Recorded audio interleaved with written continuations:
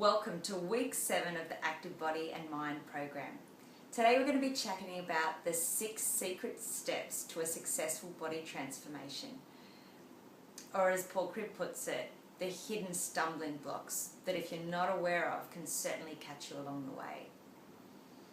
So to have a successful body and health transformation, there are definitely some key ingredients that Paul Cribb and others have found have really been the markers to those that succeed and those that perhaps don't get the results that they want. Paul Cribb says that really any discussion about change is looking at how it is you lived your life up to this point and how you choose to live your life for the future. And how you've lived your life up to this point is, as we've talked about, a real marker in terms of the results that you're going to see throughout this program.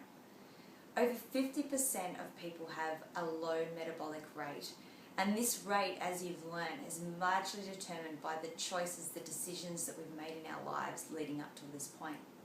Now, through this program, you've been learning about the different actions, the different steps you can take on a day-to-day basis to speed your metabolism up.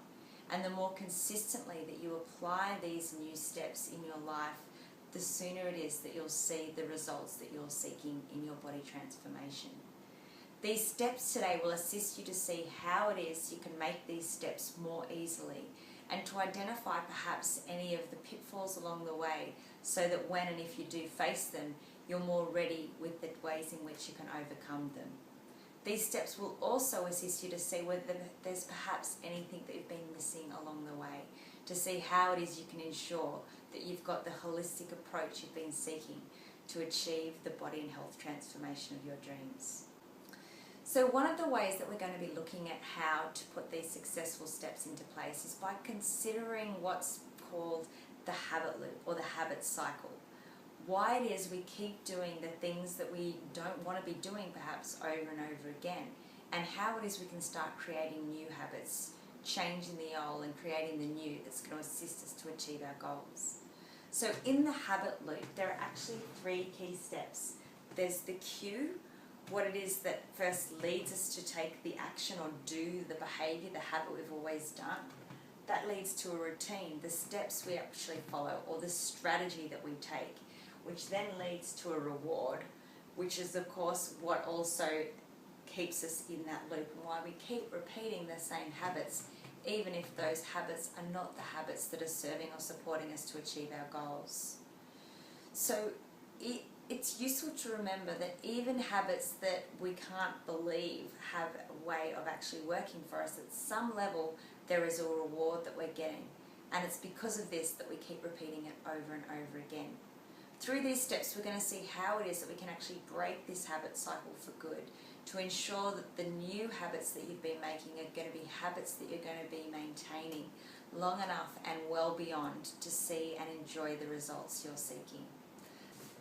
So let's have a look. What are those 6 steps for a successful body transformation? Step number 1, make the decision to change. Now, many of you may have thought, well, signing up for the program is a decision in itself. Yet, a decision is even more than that. I'm not sure whether you're aware how many people it is that buy a self-help book without ever even opening the cover, or how many people sign up for a program and never turn up to the first session. That initial decision is not always the decision to change. So a decision to change is when you say to yourself in your life, I'm going to do this, I'm going to make a change right now. And often that level of decision, that commitment where you're 100% ready, you're 100% there, ready to do whatever it takes to create the change you're seeking, often comes from what's called a snapping point. A point in your life where you've simply had enough and you know that it's time for a change. You simply won't accept anything else. So some of you may be really clear as to what that snapping point is. For others, perhaps you didn't experience a snapping point. Does that mean you're screwed? Well, let's hope not. In fact, each of you can create your own snapping point. And perhaps that's simply asking yourself whether you truly have the body of your dreams right now.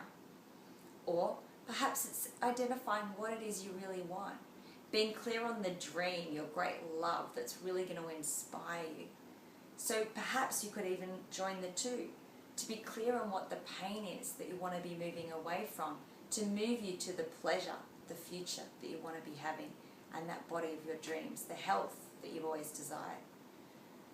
So making a decision to change is the key first step. Are you 100% committed? And if not, what are the questions you could be asking yourself right now? What would happen if you don't achieve the goals you've set for yourself? What will happen if you do achieve your goals? What won't happen if you don't achieve your goals? And what will happen if you do achieve your goals? Take a moment just to consider those questions and notice what comes up for you. And then we'll move into step number 2, to stay focused. To stay focused, it's being really clearly aligned with the outcome that you want to achieve. Because let's be honest, it's not the day-to-day actions that are going to keep driving you. It's the goals that you're working towards, the outcome that you really want for yourself. To stay focused, there's a way in which you can do this that's easy and effortless. And because you're staying focused, you're finding ways to stay connected to your outcome, to focus on what it is you do want rather than all the things that you don't want. We've talked about this a few times now. To focus on what it is you do want is to describe it the way you want it. Our mind doesn't process the negatives. So when you're saying things like, I don't want to be tired, all your mind is hearing is, I want to be tired. So to stay focused is to have the language around what it is to be healthy, fit, to have the vitality that you want, the body you want, and to have the language and the way in which you can describe it. To see the image in front of you and to feel what it feels like when you experience and achieve your goals. And step number 3, to remember that all food choices are emotional. So many of you in the past may have had experiences of emotional eating, where we tell ourselves we just don't want to keep eating a particular food, yet we find ourselves in high peaks of emotion going back to those foods over and over again. Well, perhaps a useful way of addressing this is to remind yourself that all food choices are emotional. Yes, we have physiological needs which need to be met through eating, yet the choice to actually eat is then driven by emotions. So think about how it is that the foods that you're choosing are lining up the emotions within you. Are you looking forward to your meals with a sense of enjoyment or anticipation? Or are you really dreading, imagining what it is that you are going to be eating and not wanting to have those foods?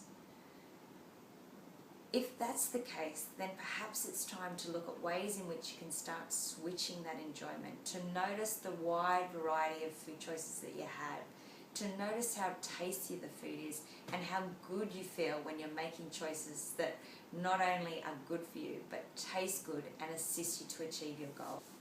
This is a way that you can start choosing your emotions and ensuring that the food choices you're making are aligning with the emotions, and that your emotions are determining how it is you're going to keep enjoying the action you're taking long enough and well beyond to achieve the goals and maintain the health and well-being that you desire.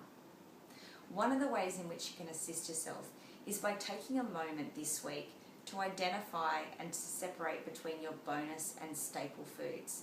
This will be a great checking point for you to identify perhaps how it is you've already shifted your beliefs around what in the past may have been your staple foods as to what they are today, since you've been putting in place the actions and discovering the benefits of a new way of eating now for over 6 weeks into week 7. There's an activity that will be in your week folder this week which you can have a play with to identify your bonus and your staple foods. And then step number 4, to increase your low energy carbohydrates. What this step in particular talks about is avoiding what's called the fuel shift. The fuel shift can happen when we're not ensuring that we have enough low energy carbohydrates to adjust and respond to our body's needs. When our bodies have been programmed in the way that so many of us have to respond to high energy carbohydrates to get that quick, fast sugar fix, when we stop eating these foods as continuously, our body starts shifting to what it is we want, to be burning fat. Yet it requires more energy to burn fat. So this can lead to symptoms such as lethargy, mood swings, headaches, symptoms of course we don't want to be experiencing.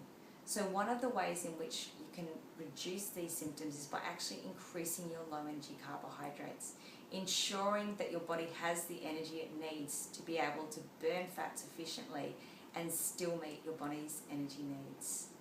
So increasing your low energy carbohydrates to the amount of half to 1 cup every 2 weeks is a really key strategy for achieving a successful body transformation.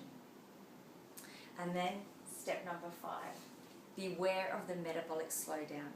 The metabolic slowdown can happen when the gap between eating and exercise becomes too large.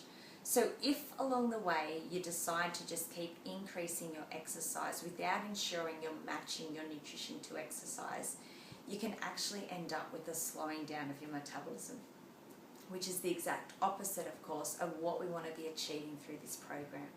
So ensuring along the way that you're always matching your nutrition to your exercise is going to be really key for you now and in the future.